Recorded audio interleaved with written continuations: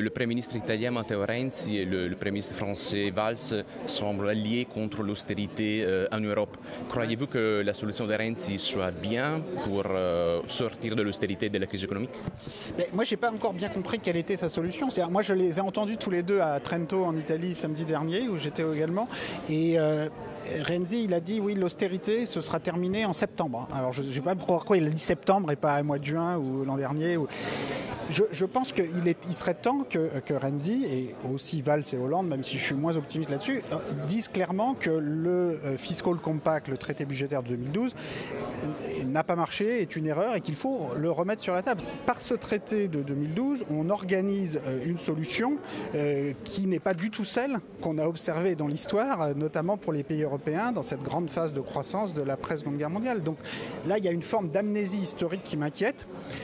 Donc moi je salue le volontarisme de Renzi, mais je pense que ce volontarisme il doit s'incarner dans des propositions concrètes. Ça ne suffit pas de se plaindre de l'austérité ou de se plaindre de l'Allemagne, il faut mettre des nouvelles propositions de traités sur la table. Le niveau de chômage il était le même il y a 5 ans aux États-Unis en Union européenne. Depuis 5 ans, le chômage il a baissé aux États-Unis, il a explosé en Union européenne. C'est pas parce que les marchés du travail sont d'un seul coup devenus plus rigides en Europe, c'est parce qu'on a mené une mauvaise politique budgétaire. Ce qui est certain, c'est qu'il faut tout faire pour éviter une sortie de la Grèce qui serait une catastrophe pour la zone euro, qui nous ferait rentrer dans une crise de confiance dans la zone euro encore plus grave que celle dans laquelle on est déjà embourbé depuis plusieurs années.